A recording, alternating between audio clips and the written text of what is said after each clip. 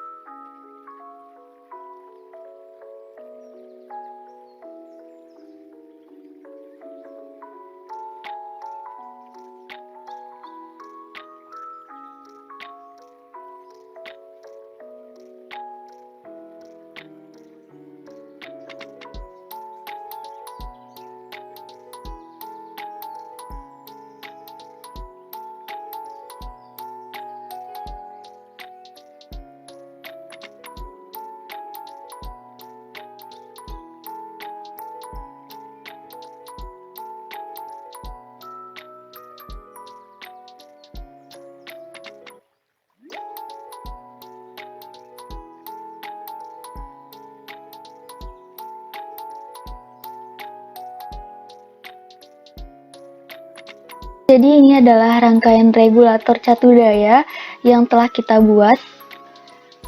Pertama dari alternator. Alternator ini kita set menjadi 220 ya teman-teman. Nah, ini menyesuaikan arus listrik pada PLN atau arus listrik rumah sebagai tegangan input. Lalu pada trafo diatur menjadi 100 Hz pada primary.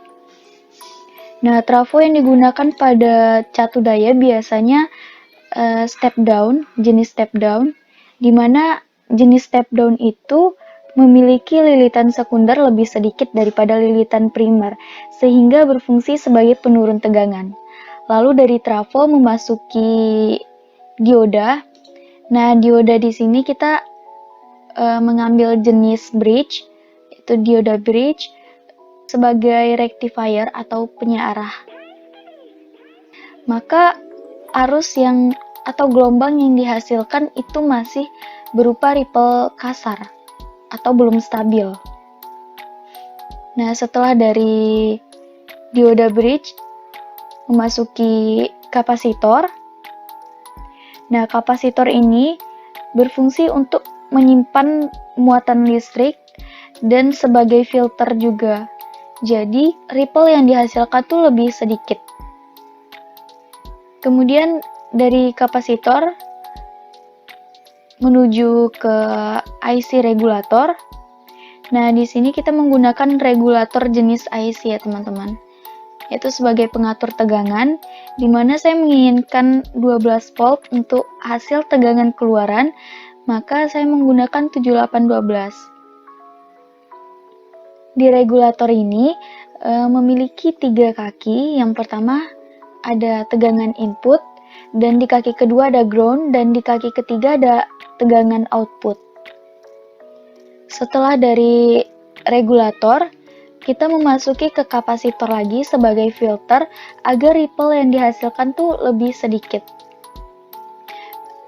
Setelah itu kita menambahkan LED sebagai indikator. Nah, kalau ada LED itu harus ada resistornya ya teman-teman. Jangan lupa ini resistor yang digunakan itu harus di-set menjadi 330. Dan kapasitor di sini kita set menjadi 220 dan 2200. Nah, setelah rangkaian regulator catu daya ini telah kita buat, kita menambahkan osiloskop untuk membandingkan tegangan yang masuk sebelum melewati IC regulator dan sesudah melewati IC regulator. Ini akan kita run. Nah, di sini terlihat bahwa LED-nya sudah menyala. Dan untuk osiloskop juga kita setting. Untuk channel A, yang kita gunakan adalah channel A dan channel B ya. Dan channel C dan D itu kita off-kan. Karena kita hanya melihat channel A dan B saja. Dan posisinya kita samakan agar terlihat perbedaannya teman-teman.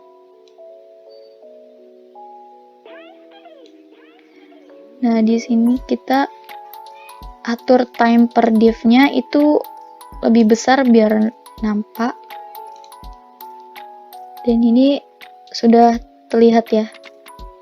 Nah, yang di channel A itu masih ada ripple di bagian input karena belum memasuki IC regulator atau pengatur tegangan tetap.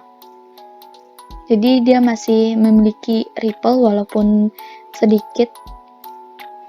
Nah, setelah memasuki IC regulator ini dan filter berupa kapasitor, tegangannya menjadi lebih stabil, yaitu 12 volt. Dan ini bisa kita ukur juga menggunakan DC voltmeter ya guys.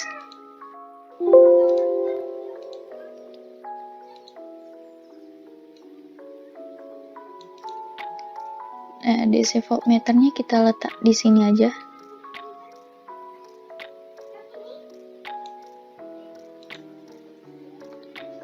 Nah, setelah kita run, oke, dapat dilihat itu tegangannya sudah konstan ya. Sudah stabil yaitu 12 volt.